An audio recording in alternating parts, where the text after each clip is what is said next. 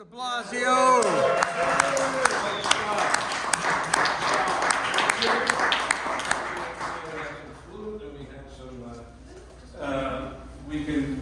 I consider two. Yeah, I just need this. We got a little sidetracked with the horn there. Well, this is saxophone. Thank you, everybody. Thank you, Steve.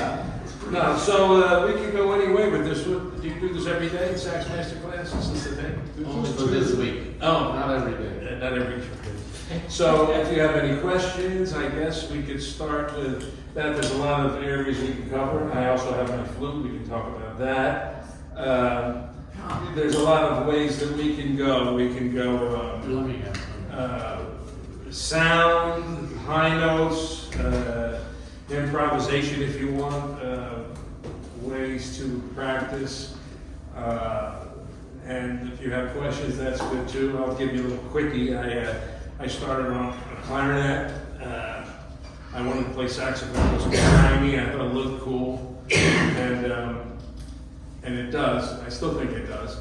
And I wound up starting on clarinet, and then got an alto saxophone. Then grabbed flute. Never had lessons on flute until much later, and then always had saxophone lessons. And then played tenor, and then had a chance to play baritone on Maynard's band, so I borrowed a baritone sax, and then I played baritone on Maynard's band, and I really liked it. I liked the tenor players that had a darker sound, like Dexter and Sonny Rollins and those guys, so baritone felt right to me. And my life would be a lot easier if I played alto or tenor. Hey, here's a perfect example. This isn't my horn, neither is this one. But I brought my horn here years ago when I did the Jamie camp, and the airlines, they pretty much destroyed it. So I had to borrow, it was this was the horn I borrowed. And and then they messed it up again, and I just figured, you know what, I'm not going to fly with my horn anymore because I don't feel like getting it fixed, and you wind up losing money when you start doing that. So I always play, I usually have a horn, it's usually a Yamaha, so I play. And so I'm playing baritone and flute, and this is a con. I haven't touched one of these since, I don't even think I met my wife. We've been married 40 years. This is longer than that since I touched the con. So, but it's, isn't that nice? Pretty interesting, isn't it? Yeah, I can't see what's wrong. Well, if you play a low B flat, you Well, feel no, the G isn't even the G sharp isn't even closing. Who needs that? We're good. So anyway, but it's, so, and there's a lot to do. There were a lot of master classes with a lot of people. Ernie Watts, Dave Liebman, Pat Barbara, and there's a lot of stuff to talk about. So if you have any specific questions, we can key in on that. Otherwise, I can continue to ramble. The G sharp is open. Yeah, I don't like that note. Just take it off the board. So I open it up to you guys to, believe me, if you give me a topic, I can just talk endlessly on it. Cool shirt, I like that. Oh, there it is. That's it. And flute's a whole other thing. Flute is, if you play saxophone, you probably have 2/3 of the fingering down for flute. And we all feel that, flute's I can kind of play it until you have to play above a certain note, then it's another world. There are books out just with etudes on the top octave of the flute because it's such a nightmare of a fingering thing. And that's the whole thing. And I played flute for a long time before I had to straighten out bad habits on flute. So that's my teacher who taught saxophone said, here's a flute.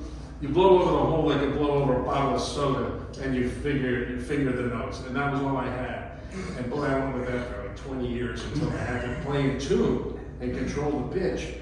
And then I studied with someone in the Philadelphia Orchestra who was on the Fantasia album. If you remember, the Philly Orchestra did Fantasia, Stokowski, and he was John Carell. He wrote this book called Kincadia.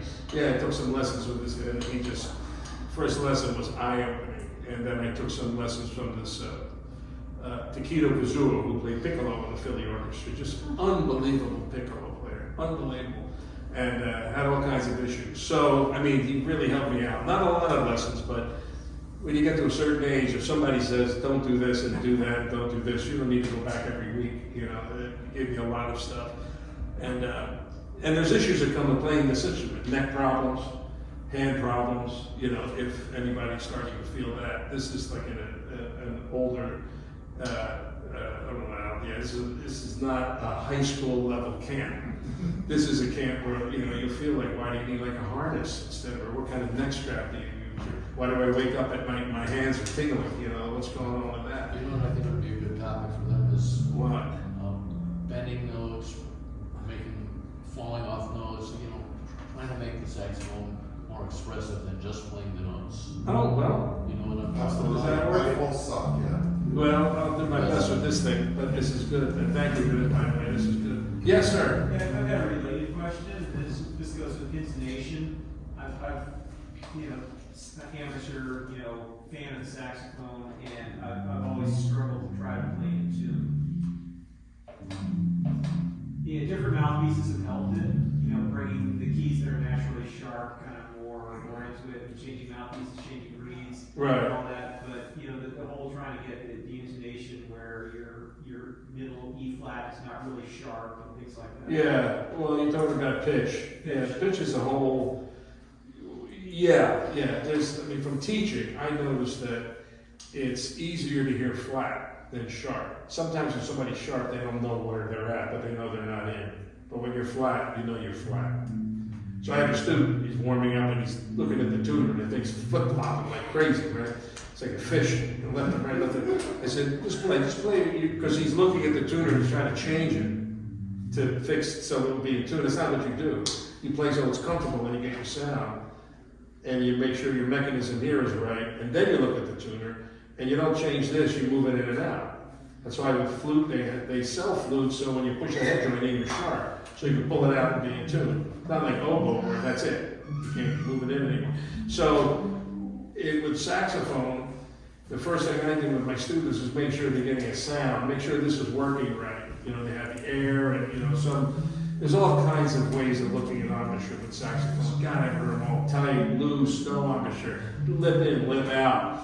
No pressure. Oh, you know, so there's a lot of stuff that's out there. But you can almost get paralyzed with all that. And what I'll do is I'll get my students to play a sound that you feels right. And some long notes, and when we finally get the pitch, I said, okay, I'm looking at the tuner. Does that feel right? I said, yeah. All right, now you're going to not lose that feel. Now this is where you're at. And I'll show them the tuner. And right away they squeeze, and that's not what you do. You move it in so you can maintain, you know. So that's one of the problems. A lot of times, these guys will tell you, if you look at a mouthpiece and it has a wedge in it, because music has gotten loud, you know, music is louder than it was, you know, 20 years ago. So you have a wedge in it, it's going to be brighter, it's going to have a sound like that, it's going to throw more sound, and if you don't watch it, if you don't learn to control it, it'll go sharp easier, you know. Yes, sir. Does anybody have a screwdriver? Yes, in the case. Would you let me borrow that for a second? We're honing in on it, yes. Yeah. So, I mean, but the question of, you know, playing in tune and working with the tuner and listening, the listening thing is a huge part of it, because you have to hear if you're a tuner or not. So playing against the drone is good, you know, but you have a pitch that all the tuners have, and you get on here.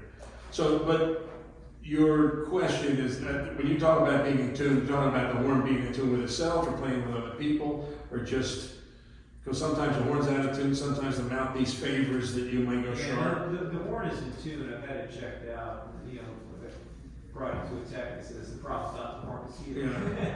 Well, and, there's a lot of, I have students come in and they have a real bright mouthpiece, so they'll come in with something that's real loud, because they play a marching band and want to blow their brains out. And then they come in and they're trying to play jazz, and the pitch is all over the place, because they're not concerned with it, they like the loud part of it. So sometimes the mouthpiece and the reed combination, we try and keep it pretty, or I do, try and keep it pretty like in the middle, so you're not fighting the mouthpiece. Because some of these mouthpieces are designed for a specific kind of thing.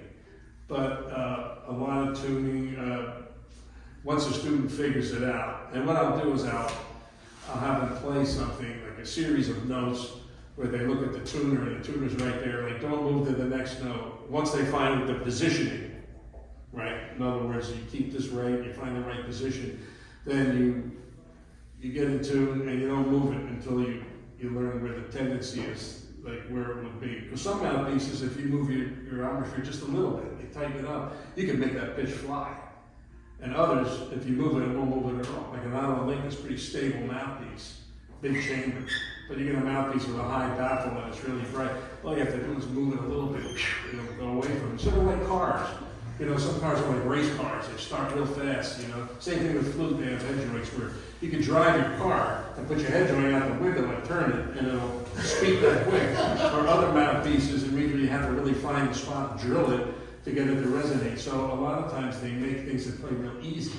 So people can get sound right away. But it's sort of, that's all you're gonna get sometimes. But I'm not even sure I'm answering your question. No, you are. But pitch is such it's an active thing. You hear it, you have to learn how to hear it if you're in tune or not. I have a lot of students that are coming in, especially in September when they've just done marching band, and everything is wrong. They're so loud, they're blowing their brains out, the reeds are too hard, and it's like, you know, they're just, one student came and he said, what are you playing on? I was like, the number 8, what's your reed? Number 4.5, 4.5. I said, you're working way too hard and you can't. I said, play a low C sharp. Worst note on the horn, low C sharp. Play a low C sharp without using your tongue, without tonguing it. So you're, you know, gets that warble. It's just slotted funny. And he couldn't do it. He has to explode the note just to get the reed to rev, you know. So, and then he's like, I don't like this reed. He goes, I don't like this reed. And I said, I don't like these reeds. I said, why? He goes, I think I got hemorrhoids from these reeds. Jesus, man, really? I said, maybe a little too hard. At your age, you shouldn't be dealing with that. But the equipment, what are you playing on? What's your mouthpiece? What do you have? It's a Joey Jazz DB's Chicago. All right. So, you know, you learn the tendencies of the mouthpiece. You know, that's important. Yeah. But, yeah, the pitch thing, it's just, you work it. There's a lot of tricks, you probably get on YouTube and find it, play against the drone. A third feels different than a fifth. If you're playing in a big band and you're playing inside notes, you know, if you're playing a G and somebody else is playing an A flat next to you, that A flat's pushing your G down. So you it's supposed to feel uncomfortable. So you gotta keep your G up and not have the A flat push it. And then there's other times you want to pull it down because it may, you know, so the playing in tune is a real physical sensory thing that I find myself introducing to a lot of students who just haven't really worked it. It's a thing. But the other thing is to listen to people who play in tune, so you know what in tune is. You know, my daughter, who knows nothing about music, nothing. When she was growing up, she watched that. No. What's the one with the teacup? What's her name? Beauty and the Beast. Beauty and the Beast. Thank you. If we watched that thing 7 times a day, it wasn't enough. She listened to these tunes for a year. Beauty and the Beast, 7 times. She would sit. You know, she was familiar. But what I didn't realize is when Disney puts these things out, they get great singers. They put all that vocal through tune correct, pitch correct, and everybody's in tune, dead on pitch. Everything's like perfect. But I don't think about it. I'm just like watching this, you know, my daughter like, watch it again, Dad, watch this again. Love to, you know, so you watch it. But then she started to sing in choir, and she was like dead on. She was dead on. And I was like, what the hell? Who was this kid? She's like, somewhere over the bridge. She's nailing the pitches. I was like, whoa. But I realized she never heard bad out-of-tune singing. It's not like she's gifted. She just listened to stuff that was in tune. So when she imitates it, out-of-tune is in there as a memory. It was never downloaded. But she listened to this stuff a lot. So listening, that's how people get sounds. If I get a student come in and their sound is like real thin, I'll put on the text recorder, a particular recording. You got to get the sound in your head, because you can't buy your way into sound. You can buy your way into volume. In other words, your mouthpiece is up. But once you get a sound in your head, then it's in there. and then you'll do whatever you have to do to get that sound. So by the end of the semester, 16 weeks, I give the student a dextrosol if their sound is, I feel, thin, or they don't have a good concept. And I pick the track because it has to be recorded right, where it's right in the mix. And by the end of the semester, they're starting to imitate that sound. Same thing, Stan gets anybody with a sound. So it's the same thing with pitch. If you're listening to things that are in tune with somebody's attitude, you'll hear it right away. So that thing is really, I mean, I never told my daughter one thing about music, not one thing. My wife made sure that she goes, don't go do your music thing with our kid. I was like, okay. But then she sang and it was like dead on. I was like, who that? What the heck? Never. She never heard attitude singing. She never heard a lot, but what she heard was this Disney stuff. So that's interesting. I mean, I saw that and went, wow, there's a lesson. Still learning at 71. Woohoo! All right. Today I'm going to learn how to play a con. Yeah. You say you listen to Dexter to get the fat sound. Who do you listen to on flute? Who do you listen to? Oh, well, for flute was always a different thing. The first person I heard play flute was Yusef Lateef, who sang in the flute. And to me, I heard that. Flute, I was left alone with. Flute was just, I didn't really have a teacher, but I heard Yusef singing in the flute, and I was like, whoa, that sounds like fun. To me, flute was like another toy. I'm going to talk about this later, but flute was like, whoa, that sounds like fun. Then I heard Walter Kirk, and that was a whole other thing. He's got a nose whistle, he's playing flute, he's got bells on his feet, he's playing 3 horns at once. I was like, holy smokes. So to me, I was kind of introduced to flute through these other players that were playing jazz on flute. It wasn't the flute itself, it was like, look what they're doing to this instrument. It's like so cool. Then you find out Chinese culture, Indian culture, singing in the flute, it's all over the place. And then I heard James Moody, and then that was it. Just playing like some bebop on flute. And I saw Moody, and he was hugging the keys, he barely was playing. I talked to him a lot about flute, and he really worked it. And then, everybody, Frank West, Herbie Mann somewhat, Hubert Laws is another, just great, But I was initially turned on to those guys who were like singing in the flute because it was like fun. To me, it was all about like fun.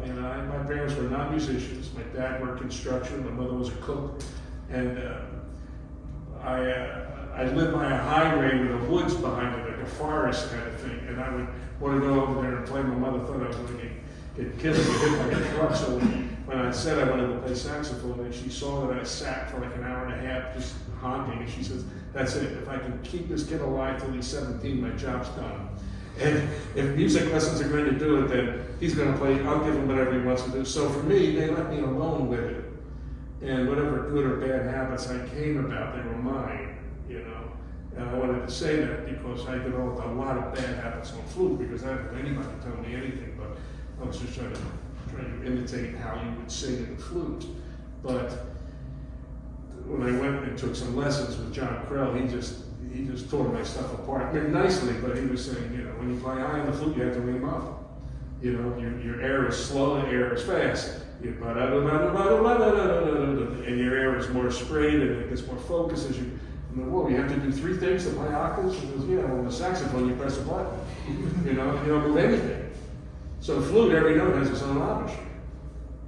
So I didn't know that. And that was a big bad habit. That took me, that was 6 months of just rewiring like the feeling on flute. Play everything real soft, just above silence. So your airstream really aims and cracks that other side of the tone hole. So you're really knowing it real silent, just what do you need to do that tempo? You're never going to be missing notes left and right because you have to find you're aiming up and down. I didn't do that. I played like a saxophone. And then when I finally started to feel that, it felt better. And then that top octave is a whole thing. The top octave, that's it, the top octave will put you in the hospital. Well, but give you carpal tunnel and everything else. Radial nerve. Well, you're not going then everything is different, So that was but I had to fix things. So I find myself with students, like the pitch thing, the sound thing, it's introducing them, and it's hard for college kids to break, anybody to break an old habit. It's easier to start and just figure it out or get used to it, but to break one, to retrain, rewire. So this physical thing is different. It's, you know, it's still tricky. But the flute, yeah, flute's a different thing. Flute's a different thing. And this is an important thing, especially, I'm watching this, it's just, I'm not gonna, I don't know what I'm doing with that. So I'm watching this piccolo play the Philadelphia Orchestra. He's not, he passed away, but he looked like, he was like hanging from the piccolo. When you would see him, he was playing, it just looked like he was just hanging, it looked real like relaxed. So for me, I'm thinking relaxed, right? And when I was playing flute, my hands started to bother me, and I'm like, where is this angle? You know, Brown Paul plays like this, or an angle, somebody else plays like this, somebody's got the elbow up, somebody's got the elbow down. What's going on? Some people play really loose, some people are really tight, and what's going on with this thing? So I called him up, and I said, can I get a lesson with you? He goes, yeah. He goes, what do you do? I said, I'm a saxophone, I'm a jazzer. He goes, I'll take you. I said, you will? Because you have to audition for this guy. I said, you will? He goes, oh yeah, I'll take you, because you jazz guys will do anything I say.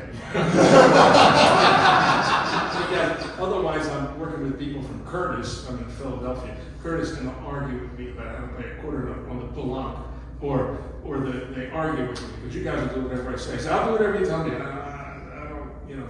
So I go in and I said, I'm noticing you're relaxed when you play. And I said, do you ever? He goes, one thing. He goes, stop thinking about relaxed. It has nothing to do with being relaxed. I was like, okay, first lesson. So he said, it's alignment. It's alignment. And if you're in line, then you can be relaxed. But you can't sit like this and be relaxed because your back's working. So he goes, stand against and this is everything, stand against the wall. Okay, put your back, put everything against the wall, and he says, bring the flute up. And so I go like this, he goes, wrong. And then, so I don't even, it's like this far away from me. He goes, wrong, keep your head against the wall. So I put my head against the wall. Whoa, oh, really? Whoa, and he goes, yeah, that's alignment. He goes, you're used to being out of line. And he had his wife's handbag, put it on my arm. He goes, let it hang, okay. But go against the wall, but let it hang. So I'm like, everything's feeling weird. Everything's feeling weird. He goes, it's about alignment. And everything's about, you know, because if this bothers you, bring it down here. And never play more than 20 minutes on a flute. Because your heart's pumping to get blood up in your hands, and your hands are in a position where your heart's working harder to get it up there, so take a lot of breaks. I said, oh, I'll play for hours. He goes, that's another mistake. So before I even play, I feel like I'm doing it wrong. I'm standing wrong, I'm looking at it wrong, I'm not thinking about alignment, I'm not thinking about, you know, he was doing these stretches, and he said, we'll play a 4-hour Mahler thing, and I don't put my back against the chair, because when you lean against the chair, you're out of line. I said, you're going to sit that long? And you're straight? He goes, oh yeah. Because that's what you're finding. And this guy was the whole thing, he was sick, you know. It's like the Alexander technique, I guess, if you look into that. But the same thing with sax is even crazier, because sax will pull you forward. You know, that's why I like having a harness. And this is something else too. This got me going. This is called the Cabela strap. It was made by somebody who, the guy was a chiropractor, made this.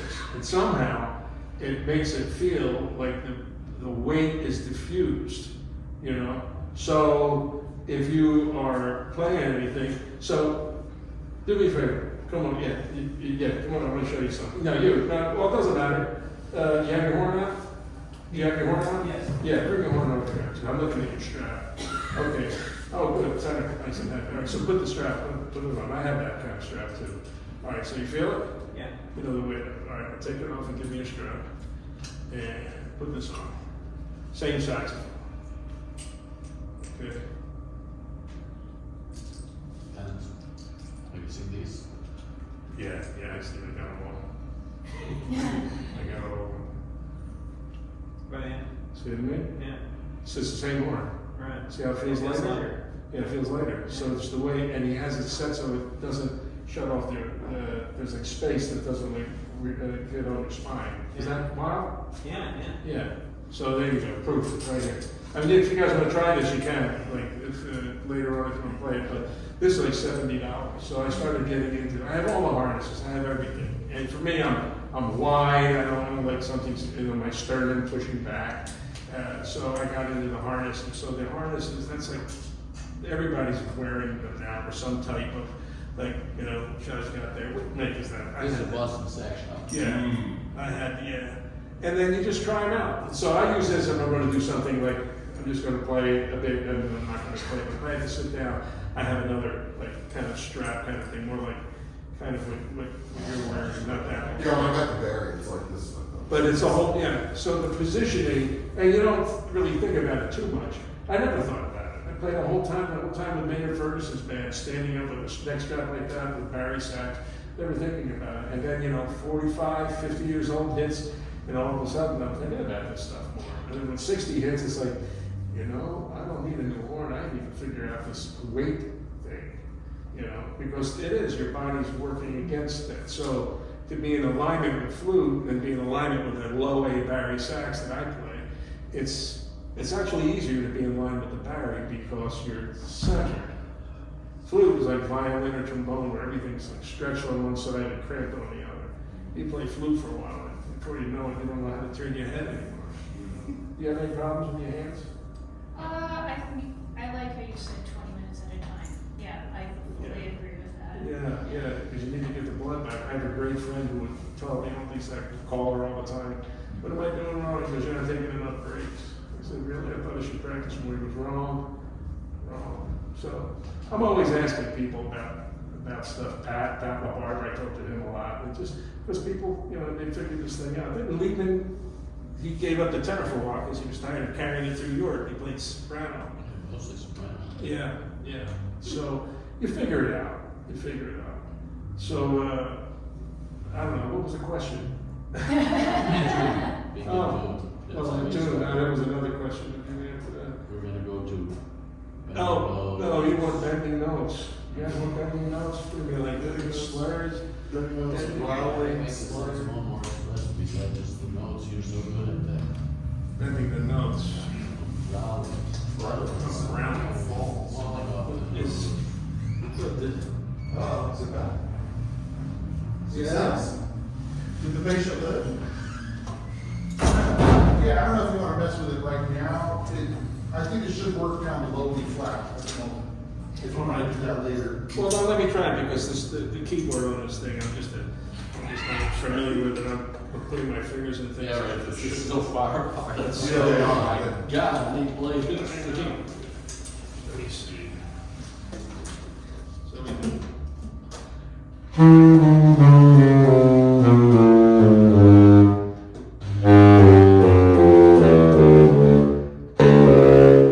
No, the A is not there. Oh. I took the A key off. Oh, you did? Yeah. The A, Oh, the no A wonder. key, that's the problem. That The was A key wonky. is the problem, yeah.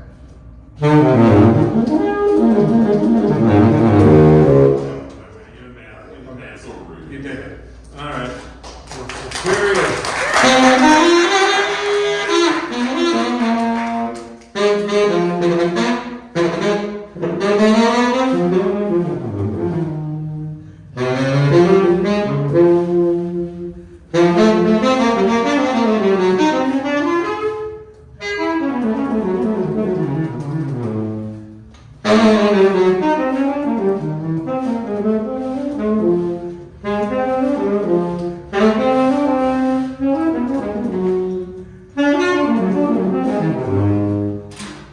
Roland Berkeley, sing with play.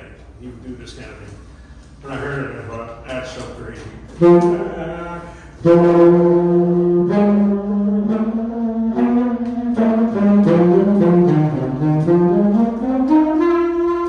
Eddie Harris would do stuff like that too. And I said, what are these guys doing? You know, and you could do harmony, you could play.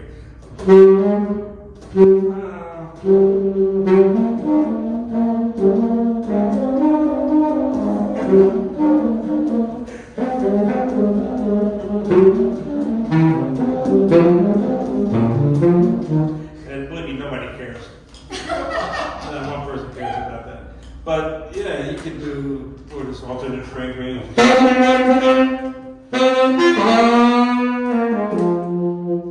You guys work the blues scale? You know this blues scale that we gave you to play, you're supposed to play on? I heard somebody was talking about not all notes are equal in that thing. It's a weird scale to finger if you're not used to it. Oh man, you have another career. That's good. So that flat 5, this one.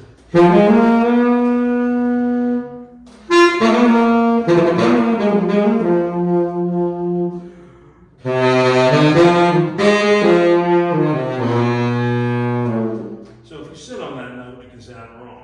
And one of my friends was telling me, he goes, that's a guitar thing. That's why they put that note in. I said, what do you mean it's a guitar thing? He goes, well, when they play, they bend the string. And they bend it, they'll go back. So when you're playing that note, if you think like a guitar, you'll resolve out of it. And you won't sit on it. So here's the scale. Alright, here's a note. So if I sit on it, it can be like,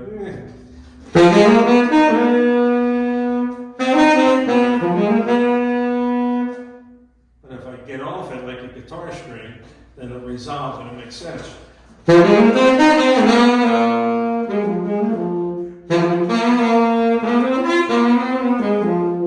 when you use that note to pivot off of, they say that's more like what a guitar player would do. So when you're playing with that scale, that's good to know because sometimes you think that scale fits the chord, playing the note anytime, sit on it, and it's right. So if you ever play with the blues scale, it comes with its own set of problems, blues scale. But it's that's something that we work on. But when you play that, a lot of those blues players, they're playing with a lot of effects. Check out Maceo Parker. He's this guy will play not even a blues scale, he'll play just a pentatonic scale, and he'll like just play rhythms on it and get all kinds of effects, alternate fingerings, and that growling thing that makes it sound like you're straining this thing. Right? It sounds like you're working at it. If you squint, it looks better.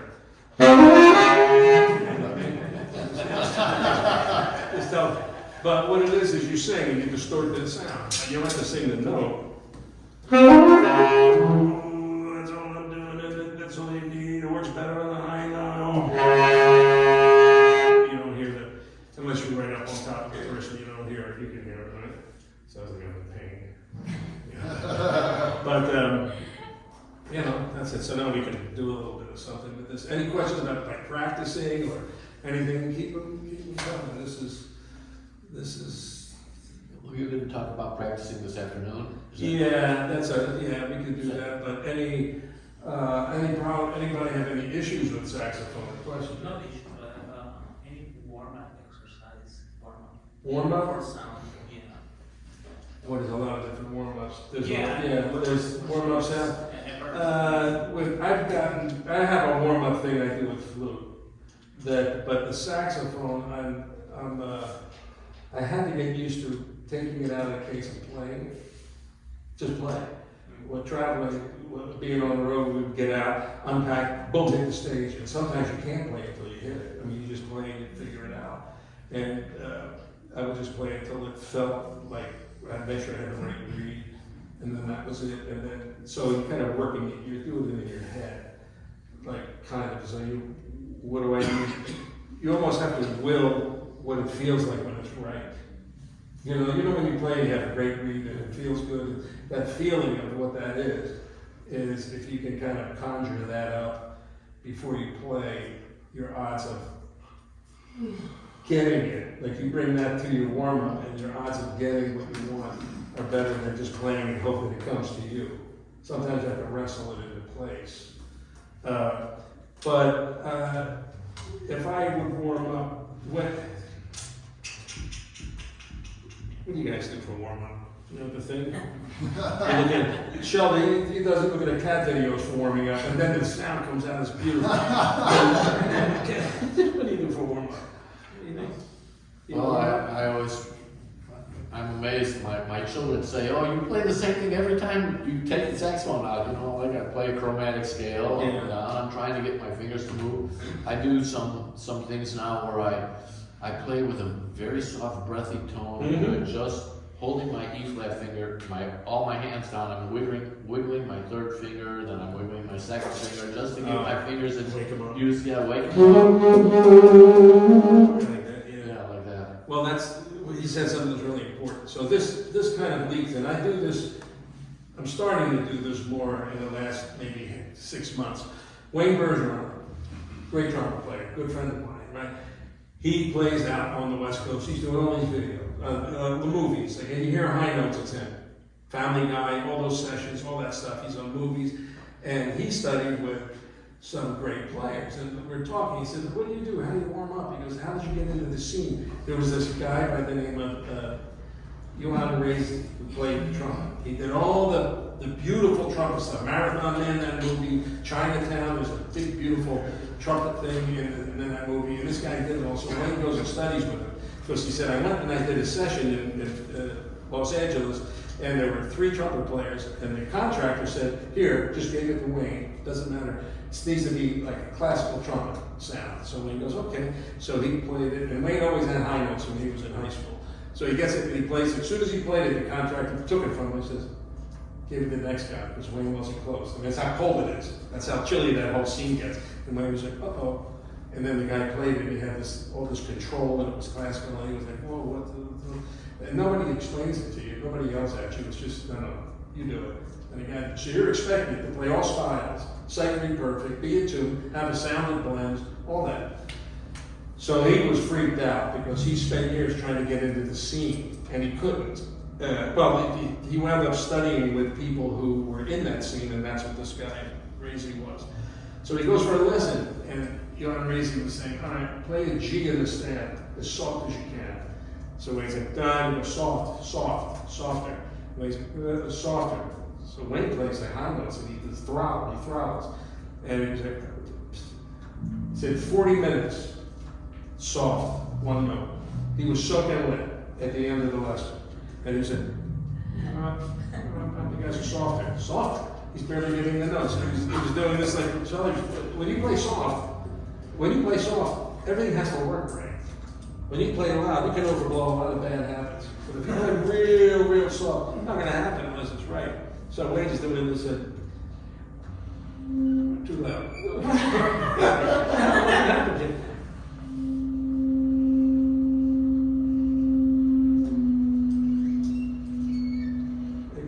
Don't get any louder than that. But what that makes you do is that makes you aim and control really on. So when you have to play the note, you feel it.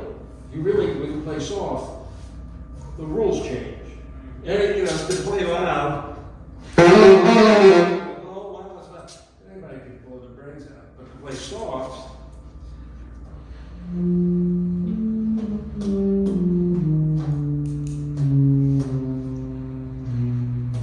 if I change this just a little, whatever I'm doing that's right, as soon as I make it different, I lose it. Too loose. Too tight. Because when you play really soft, your threshold for variance gets so narrow, you can only play it right. So if you try to play something real soft without your tongue, because your tongue will fool you, your tongue will explode the note, then you get soft. Do it without your tongue and creep up on it.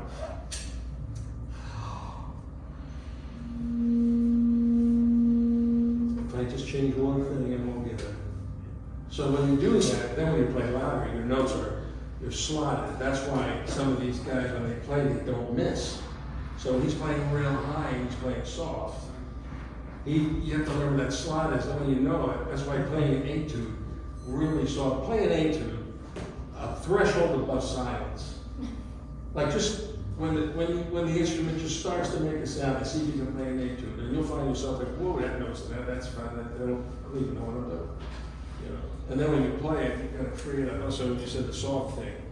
Soft is a lot of that. And I had a student come in, and he just came out of marching band. He had a Sios something on that had like a baffle in it that looked like a stick of butter in there. And because I love this mouthpiece, and he sounded like a foghorn. I thought it was like Ellis Island, like, come on in, we'll take you. And I said, play that low C sharp real soft without your tongue. And he turned into that. You couldn't slide it. When I play loud, I like the mouth. mouthpiece. I said, oh, God bless you. And then you're right where you want to be. But yeah, the soft thing is, you know, that'll try it, and you'll see. But don't, it's not soft regular playing. It's as soon as the sound wakes up. That's it. Yeah. Do ligatures make a difference? The what? Ligatures. Yeah. I like to say no, and that I'm not involved in all that stuff, and because I get like Winslow ligatures that they used to have pistons in it. Remember that?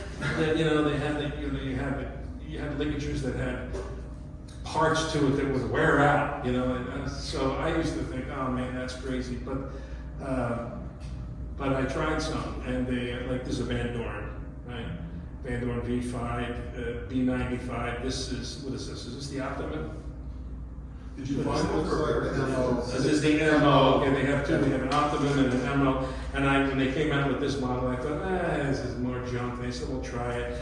I put them on the, whoa, that's got a different feel. So it does, yeah, but I'll be honest with you, I don't know like how all that stuff works. There are people who like Papa Barbara, Jerry Bergazzi, they'll tell you everything about the slope, the curve, everything, they know that stuff. But yeah, it does make a difference. What the difference is,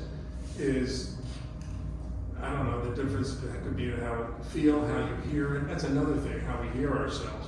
Because we're not in front of the sound, we're behind it. That's why you see guys play against the wall, so they can hear what they sound like. I would come home after jobs that were so loud, I didn't think I was making any sound. I put the horn together and I play against the wall in my basement. I'm like, oh yeah, I do exist. Okay, so, you know, that was such a loud gig, you forget how you sound. And what I'll do with my students, I'll play against the wall, and they're like, wow. And I have those sound mirrors, you ever see those things they clip on? They're good. I notice when I put it on the horn, the student plays softer. So what's happening is, as soon as they hear themselves, they don't have to throw a lot of sound. When you take it off, they fill the room and they get their sound off how it bounces around. I don't hear what I sound like. I hear how it bounces back to me, you know. So when you do that, you can hear it. And what I'll do is, Jerry Nywood was this one of the man, this guy was a great double, a great sax player. He used to play with Chuck Mangione. I was a student and in college, and Chuck Mangione came, and Jerry Nywood took him out to dinner. So here I'm the guy driving. If you're a college student, you get to drive the guest artist, you're like dynamite in heaven. You know, we were driving Cecil Taylor around. Like, oh my God, it's Cecil Taylor. You know, so Jerry, we took him out to eat. We're driving back, and I said, Jerry, I have an auto lick mouthpiece, and I love the way it sounds when I play against the wall. It's big and it's rich and it's thick, and I really like it. But then when I play in the band, I have 4 trombones behind me in the trumpet section, banging me in the back of the head like with a ball-peen hammer, and I don't feel like anything's coming out. So I overblow it and all that. And he goes, well, when you play on a auto lick, you have to trust it. He goes, but not everybody can do that because you have to not hear what it is you want to hear. So because you can't play by what you hear, because your hearing is always going to be changed, especially as you get older, and this starts to change. That's a whole other thing. But he says, you play against the wall until you like your sound, then you memorize what this feels like, your throat, your air, your chops. You gotta memorize that. And then you turn from the wall and you play off the feel, that you know what that feel feels like when it sounds right. And you just have to trust it, which is hard. Saxophone players, I mean, the trumpet section in a big band doesn't even know saxes are in the band because they're behind it. But if you play and you're down front, we have little tricks we use to get more sound and things like that.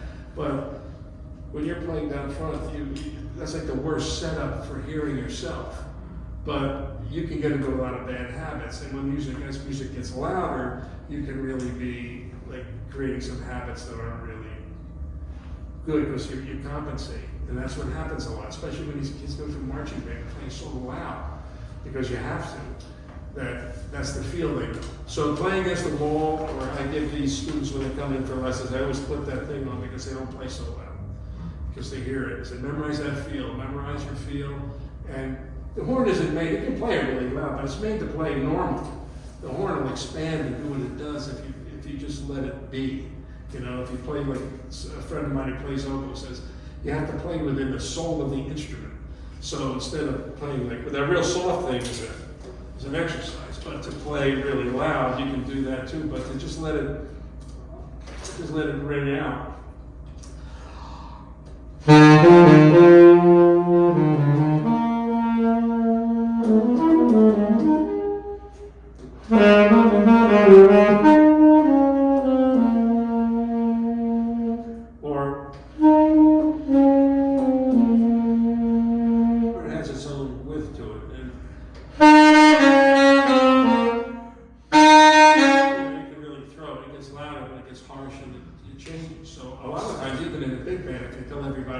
softer, it doesn't only get softer, the notes get wider, it gets warmer. And some of the warmer sounding bands are bands that don't play loud, but the sound kind of breathe out a little bit. That's why guys like Dexter and Ben Webster would call it the Stan Getz. It doesn't have to be dark and big, but these people with beautiful sounds, they're not throttling, you know, they're letting it go. But when they're relaxed. But when you play against a wall and you hear everything that's coming out, you can start adjusting it to open your throat, to close your throat. There was what's his name? Tuba player, Chicago Symphony. Arnold Jacobs, thank you. Don't leave town. Arnold Jacobs. So Arnold Jacobs, tuba, right? One alone. Played on the huge tuba. The thing was like, I don't know, whatever kind of, I don't know anything about tubas, but this was like a tuba. This he could back the truck into this thing. And he would give lessons, and all the great tuba first chair people all study with him. And the big sounding was about wind, just letting it, you know, it was a famous Chicago brass horn section, Bud Herseth. These guys were known for the brass section of that symphony. Well, this guy who, I think he played in Cincinnati, he calls up Arnold. He says, Arnold, like my chops, I don't know what's going on, my sound is messed up. Arnold says, come up for a lesson. He goes up for a lesson. This is the guy, I forget his name, but he's talking about Arnold. He walks in, and Arnold's got a little dog that runs around, and he has he knows that when he goes in, that he bring the trash can over, because Arnold's wife would watch and see who would put spit on the rug, and then she wouldn't like that student. So he was sure to get the trash can, so Arnold said she liked him, and made a sandwich, the whole thing dragged out. So he says, Arnold, my chops, my sound, something's wrong. I don't know what to do. Should I get new equipment? So Arnold says, let me hear you play something. So he plays something. And Arnold's listening, and he goes, here. And Arnold gets his horn, he goes, make this sound. And Arnold plays, boom. He plays this B flat, it's just really wide. And the guy played it. He got the sound. And Arnold says, there you go. And he goes, well, what did I do? He goes, no. Don't do that. Don't analysis, but paralysis by analysis. Don't do that. Because you heard it, you lost the sound. You lost what it sounded like in your head. So you're searching for it with equipment, all this shenanigans. Once you heard it, you did what you had to do to get the sound. So if you listen to a sound, and you're listening to Lester Young, and you hear that kind of sound, if it's in there, you can bring it back.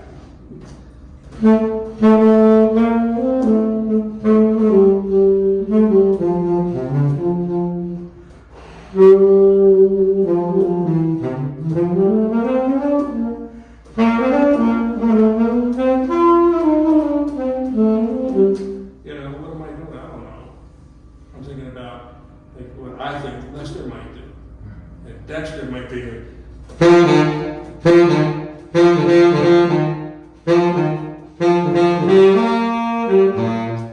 Dexter would play right through to the end of the note. Dexter won't play it. He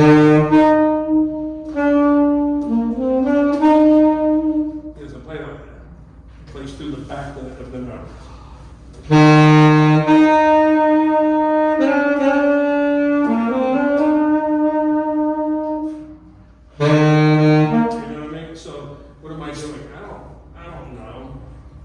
I know who I'm trying to imitate. So when we get involved in sound and pitch and all that, it's a lot of us listen so much, we're just imitating what we heard, like a language. How do you speak English? Well, you've heard it, and you just spit it back. But that's what happens. So when you get a sound that you like, or you feel like you're getting the sound you want because of the equipment might make it easier for you to do that. Or it might make, things easier, but without the sound in your head, you can chase it a lot of different ways. There are a lot of interesting, I remember talking to Nick Bernola one time, I said, man, you took a whole solo in that bottom half of the horn, not even the bottom half, like the bottom, like from G on down. And he's like, yeah, I like to do that, it's kind of fun, it's the meat. What did he say? No, it's the fillet of the horn. And I was like, God, that's great, Nick, at the beginning. So he played like blues, 1, 2,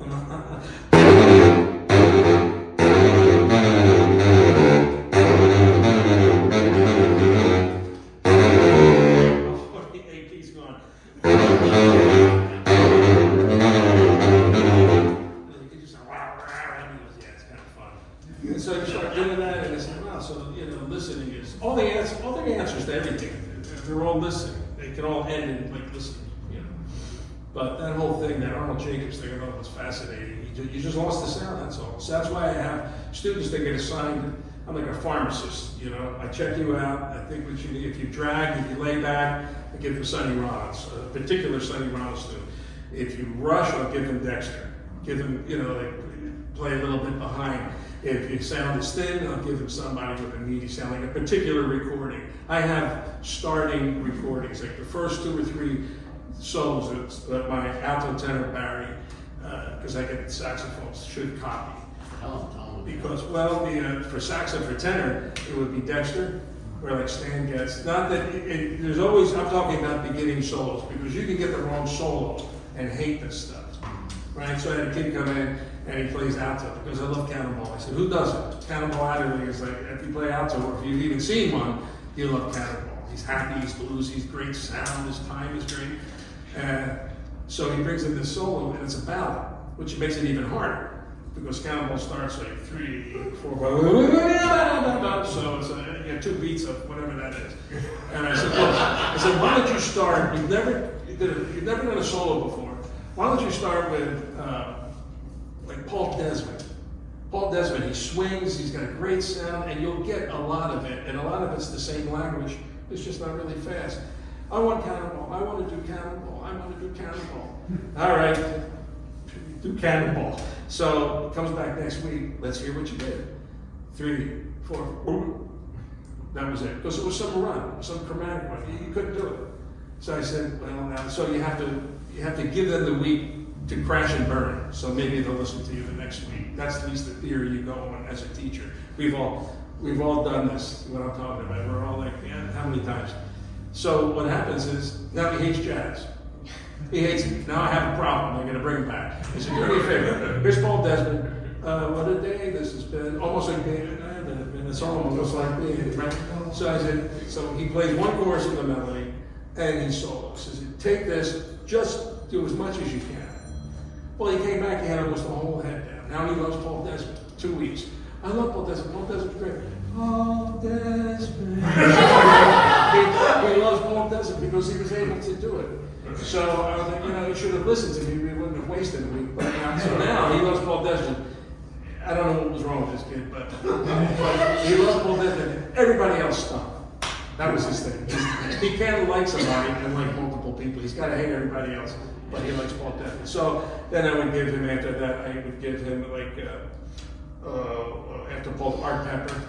And once you do Art Pepper, then you can kind of go. A lot of them people start with Charlie Parker. They'll start with Charlie Parker. So for alto, it would be Paul Desmond. First, Dexter, a particular solo, Dexter, medium swing. Baritone, Jerry Mulligan. Boom.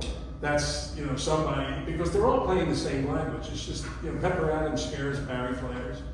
If you listen to Pepper Adams, you don't know what's going on. And Sonny Rollins, you can pick an era from Sonny Rollins.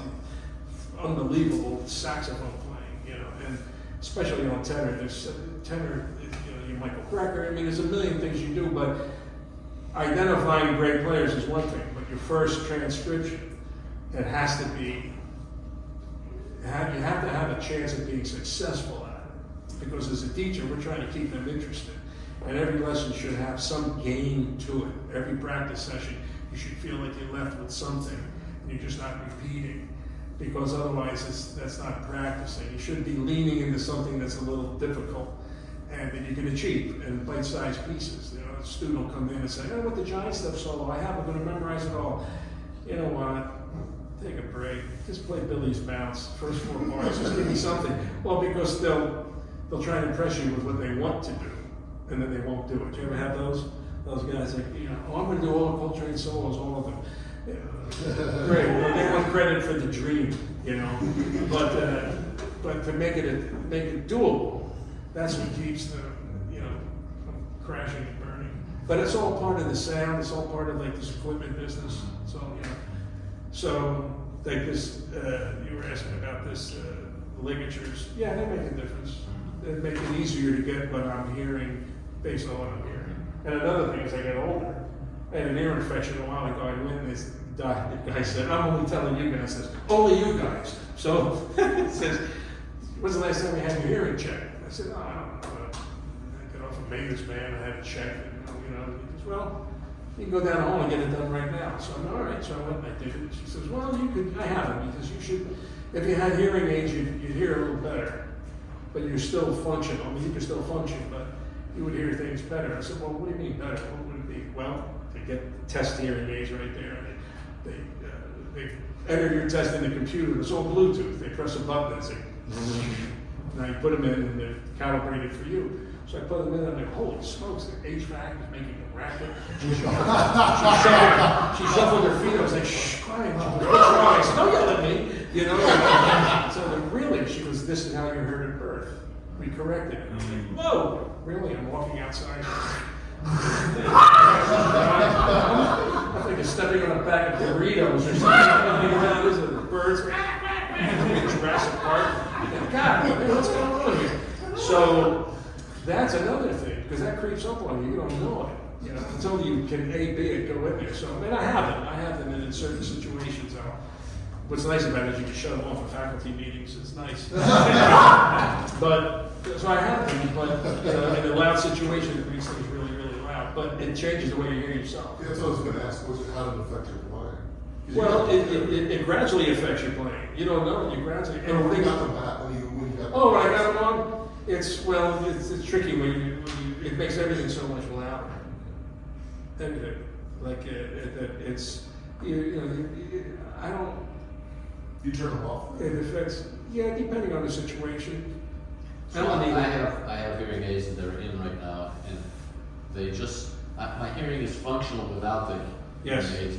But this guy who made them for me, made them in a way so that when I play music, it doesn't really sound much different. It doesn't sound like your ears are closed up. Yeah, that's. And then I have settings on my phone, Yes. which I can adjust it, and there's a music setting when I hear it, all of a sudden I hear the cymbal a little brighter. Yeah. But it's only a small amount. Yeah. So if you gotta get a guy who knows about music. Yeah, you get an audiologist that can really show you how to. You play different. I mean, you hear it different, so you're gonna play different. It's not like I can't tell you how it. When you hear different, you play different. You hear the signal. What you lose your highs. That's because there's a whole reason for that. But we're doing the saxophone thing. But I'm like a geek with all that stuff. Like, how come you lose your highs first? And they would explain it, or how come this happens and that happens. I like to write all that stuff down. I'm geeky that way. But that's another reason why, like Stan gets us out towards the end, sounded a little different. James Moody's got a very unique sound. James Moody, and he couldn't hear. Yep. He couldn't hear Essex. Yeah. That's why we stopped doing it. You couldn't hear the high frequencies. He couldn't hear high frequencies. I get it. I mean, I could see but his sound was unique, where it's almost like had an R in it. It had like a it's kind of thing that probably because he had to hear himself a certain way. And if you ever watch him, he would turn like sideways and listen to it a certain way. So, the hearing thing, your teeth, that's a whole other thing, dealing with that. But I have a ton of mouthpieces. I went through the whole thing. We all go through trying all these mouthpieces. Now I'm in the process of just getting rid of them all, just bring them to the music store. It's as soon as you can get. I can buy a house with all the stuff you sell here, And, but it's good. I don't know. How we doing? And this is good. What's that? Yeah, 10 minutes. Oh, we do it. Okay, this is good. So I mean, it's all, there's so much stuff that gets encompassed. I mean, it's all about the saxophone, the teaching, the playing, who you listen to. But that listening thing, that's it. I can't fix somebody's. You can talk about sound all you want, but until they see it or hear it. I remember seeing Dexter in Chicago in Blackstone Hotel. We stayed in the Blackstone. Dexter was playing there. Nobody was there. It was the night before. Passed away. The next Sunday, Stitt passed away. He was playing there for 2 nights. George Cables, Rufus Reed, and Eddie Gladden on drums. And we went in and like 3 people were there. So I mean, I love Dexter. So he's where Dexter is, and I'm like sitting right here. And Dexter's playing. There's like 4 of us in the place. I was just checking him out. And I always loved his sound, but then I realized, his sound. When you talk about sound, it starts with. It doesn't even have anything. The first steps of sound had nothing to do with the horn. It had to do, Dexter's playing the thing, And I never forget it. I was like, oh my God, listen to this. I'm gonna be like,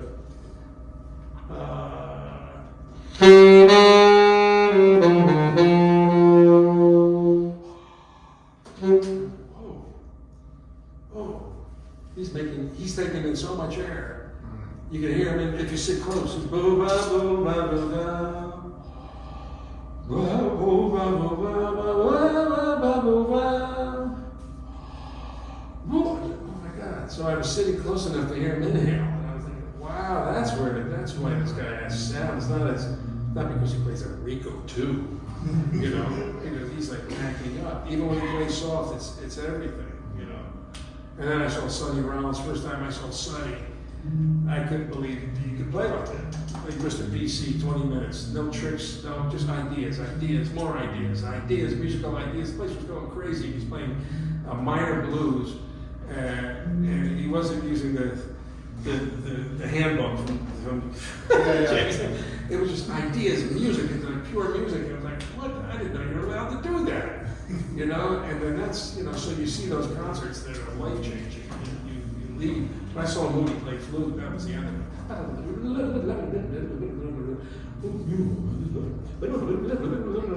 Right? And he was like dead, like damn. And he was playing in front of a big band, and the band's playing Cherokee. He was a guest. And I said, look, Moody, don't worry about anything. You're going to blow on the form. I'll point to you. You have a 4-part break before. Don't worry about the chart. Don't worry about the layout. Just watch me. So the band's playing. Moody's standing here, and I'm conducting. I'm trying to stop it from falling off the rails. So the band plays.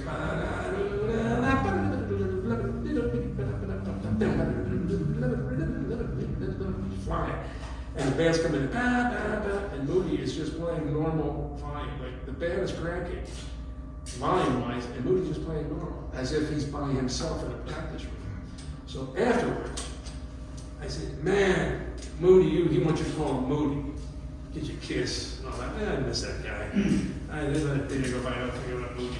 Anyway, Moody was great. And I said, Jake, I noticed when the band was playing, you never play loud. Like the band's cranking. I would let that volume affect me, and I started playing like high F's and G's to kind of that. But he goes, oh, well, you know, what did he say? He didn't get what I meant. It was a compliment. I said, you don't sacrifice your technique because of the volume. You're flying on that flute, and you sound great. And it's swinging really hard, and you're like effortless. He goes, well, you know, playing loud is good too. And I said, well, yeah, I know, but that's not what I mean. I mean, you didn't fall into a bad habit because the band was loud. And he didn't understand me. He said, well, Sonny Rollins can play it out. He can play it out. What the hell are we talking about? And I said, no, but I mean, your playing is, you didn't say, well, Sonny Rollins, Sonny can really play it out. He kind of took it around with the Sonny Rollins playing loudly, but he kept the technique of the flute. He didn't sacrifice it because the band's playing these chords behind him. And that was huge, and that's tricky. Either you block that out or you don't let it affect you. But saxophone playing, we're a lot of times in situations where it's just loud. You know what I'm talking about. Well played. It could be band or whatever. It's music that's gotten a little loud lately. But don't you find it? Yeah. Show, don't you find it? What? Yeah, what? Yeah. So anyway, but that's Got a question over there. yes. Actually, sort of a question, comment. It seems if you're a musician and especially if you play band and you play loud instruments, actually guitarists, everybody's losing their hearing. So I wonder if that's talked about in. I don't know if the fellows want. I'm sorry. What? Not bad. When you're teaching in college or when you're teaching students, maybe is it recommended to like have them practice quietly because they're going to damage their hearing with a lifetime of playing loud? Oh, well, yeah, well, we do that all the time. That's what this sound mirror thing does. They come in playing how they're used to playing. They don't adjust to anything. So if they just came off a marching band camp in August, or if they played in marching band, they're coming in playing the same way they played in marching band. And a lot of times you want to make sure that they're like playing the right scale, and it's just throttle. So I would say, you're too loud, which starts to sound like you're doing something wrong, right? And I did that for a decade, right? But when I clipped this, I noticed I wanted the student to hear the way the highs were coming out of their horn when they were trying a mouthpiece, and I clipped this that sound reflector on. And as soon as they heard it, they got soft because they could hear it. And then they were playing soft without me having to say it. So I went out and I bought like 5 of these things. And every time somebody comes in for a lesson, the first thing that happens is they clip it off. Because they'll naturally play, they know they're playing too loud, but they hear it bounce back. As far as, yeah, they should play soft, but you know, they're gonna go to concert bands, gonna be loud, they're gonna play a marching band, it's gonna be loud. But we talk a lot about ear protection, but we kind of do it through the roar of our own tinnitus. You know what I mean? You guys should watch your hearing. You know, okay. But you know, flute's terrible for high. You play high notes on flute, play piccolo, you're gonna lose your right ear. You might as well just put a rag in it, you know. But it's yeah, we tell them about it, but by the time they, believe it or not, by the time someone can get to college, I've had students that have their hands look like all these scars from hand operations and radial nerve. They become the braces. They were already, you know, like it seems like it's always the shortest, smallest girl that's playing the low A Barry, you know. And but yeah, you know, we talk about it, but you know, you have to. It creeps up on you. A lot of people. I have friends when I had my hearing aids. I had my friends saying, "I'm not ready for those yet." Oh, what? You let me know when you're ready. You know, because it creeps up. You don't know. Kids don't know. They don't. It's different. It's different teaching now than when The you more were. people are wearing Apple Watches, and it tells you where the decibels are going to be. Yeah. It's true enough. Since I've been here, Yeah. it's gone off about half a dozen times. Right. I'll buy the Apple Watch one that makes everybody play soft. Practice, you know. Mine too. Yeah. What's it getting loud? Does anybody here teach in the school system? Yeah. Well, you know, you probably anymore. I don't go to a lot of clinics. I visit a lot of high schools. Oh gosh, that's all I do one time in the year. And I look in the band room and I just go, ooh, this is a loud band. Concrete, parallel walls, low ceiling, ouch. I can hear it. No one's in the room yet. I'm like, it's already too loud. Nobody's here. You just know it sometimes. But it's, you know, it's Sunny Mountain's pretty loud. Moody was so sweet. Moody was, I had to explain to my students who some of these guys, before most of them are gone now from that era. You know, we saw a lot of them play with James Camp, and a lot of these guys. But James Moody, he came to my school and I was telling him, I said, this is one of the nicest people you're ever going to meet in your life. This guy is so, they don't know who he is. I'm trying to explain to the kids why he's important. He plays with Dizzy Gillespie and all this stuff. And he comes in and he's, you know, he goes right up to the band and he takes his wallet out and he's showing the kids the picture of his granddaughter. You know, he'll do that stuff. And my granddaughter, isn't she a beautiful little kid? Moody. You'll love this. I went to New York to take lessons with Liebman, right? So Kuhlman was playing with Moody. So Ty goes, come with me to the gig. Was that his birthday? No, Oh. no, but it was a while back. Yeah, it was a long time. I was 20-something. We go to the place. I'm sitting there, and Moody's killing it, and Todd's playing. I forget who's playing. And see, Mike, this is James Moody. Just call him Moody. And, yeah, call me Moody. Hey, what kind of mouthpiece do you play on? Yeah. What reeds you want? I'm going like, what? You're asking me this? Yeah. You know, it was just great. Yeah, maybe you play baritone, right? So, yeah, he goes, I have these market reeds. I don't know why they sent it to me. I play baritone. I'll send them to you. And I'm like, fine. I didn't even give my address. Like a month later, something comes, it's from Moody. You get with the big eyes with the owl eyes. Yeah. By the way, there's some posters downstairs that are signed that way if you want them. Oh. He used to sign out like an owl. Yes. This Moody. And, It wasn't an owl he was representing. what was it? I just think, oh, the O's. Oh. Well, that's good. Go ahead. No, wrong. I'm gonna say. But anyway, he would. But I have Marguerite. I had oh, that's right. I didn't think about that. I had the Marguerite. The Marguerite. I still have that box. I never played it. I couldn't play it. I just couldn't believe it. He So I asked like me it. what mouthpiece and what reed I was Yeah. playing. I was like, no, I He just. loved all that. Well, he was incredibly curious. He was He always was- looking for a lesson. He was always like, you could teach me something. What do you Yeah. need to, you know, he's always asking other people Mhm. questions. When he's already playing crap, you're like, no, I want to know what you're doing. And then we're like, no, what do you do? Yeah. He was in this. He was backstage, and the kids were the saxophone players. Once they met him, they were like, "Wow, this guy's nice." And that's all they react to because they didn't know the history. Later on, they found out. But Moody comes back, and he's in the dressing room. They're all hanging and talking. I have some photos of it, And some of my students said, he says, we get an idea. And what do you do, James? You get an idea and you go through you can put it through different keys. It says, play something. And he's like, beat out a blah, and they'll say, okay, like that. And he and he does it in fourths. And he was like, whoa. Because I saw him at the Blackstone, another gig at the Blackstone. He was outside in Chicago. I said, James, you sound great, Moody. He goes, oh, thank you, thank you. I said, what do you practice? What do you do? He goes, well, you do your scales, you get your major scale, you get your minor scale, you get your melodic minor, you get your harmonic minor. And he goes, you play it in thirds, and you go, and he would sing it. Because then you play it in fourths. Then you play it in fourths, but you go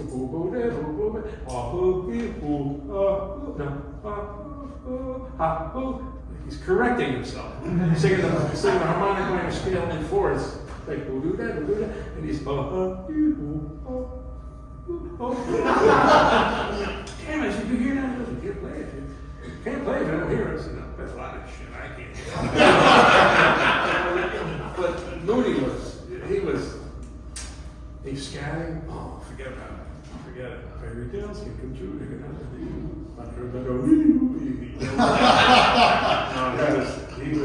He was the best. He was the best. Yeah, I had a couple chances to play with him, like a quintet. He's just great. But, we all have our heroes. That's kind of the thing that we had, and we were lucky to.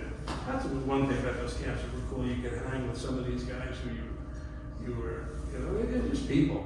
But, Sonny Rollins, when I met Sonny Rollins, I said, I sent him a thing. I said, Sonny, if you ever teach, I'd love to give lessons. So then I see him, months later, and I playing with Al Foster, this drummer. I said, can I meet Sonny? So Sonny comes out. Is he cool? Sonny cool? Because I don't want to be mad at me. He's like my hero back then. So Sonny comes out, and he's got that look, And I said, Sonny, I just love you playing. And, you don't expect the voice that he has to come out of his body. Because Sonny's he's like, well, thank you very much. I said, Sonny, man, I wrote to you, and I asked you if you were really nice. You wrote back to me, and I just want to thank you for that. It meant a lot. He goes, yeah, what did I write? I was like, hum, like Ralph Brandon. I was like, hum, Norton. No, it wasn't. So I said, hey, you said, remember, playing music is its own reward. And Sonny went, ha! I wrote that. I was like, oh man, that's so great. I had that too. I had that big class. I had that big framed.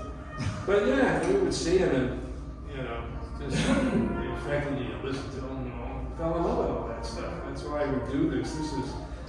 This is like, we'll talk about this later, like the relationship to practicing, why are you doing this? And it's just from observations of different people, because I'm always checking out how people practice and how they organize it. How does Mike practice? Michael Brecker, there's a notebook out now that shows you what he was doing, but what did Sonny work on, and just like their attitude towards practice. And a lot of people in Philly, a lot of people knew Coltrane when he lived at his cousin Mary's house. So there's a whole slew of, the whole community that they're almost all gone now, but they would hang with John, and they knew how he would practice, and Jimmy Heat, the Heat brothers. So all those guys were around, and we were lucky to have had a chance just to catch some of that. That's good. But this is the best thing you'll ever do. It's not like football where you can't play, and you can't be 80 years old taking it out on the field. But you can play blues and B flat. It's good. It's good stuff. This is good stuff. We'll talk more about it when we do the whole relationship to practice. There's some things that happen to me that made me realize, wow, everybody approaches this thing different. It's pretty good. It's really, it gets better it gets more fun if you stay with it. Anyway. Hey, let's give it up for Dennis.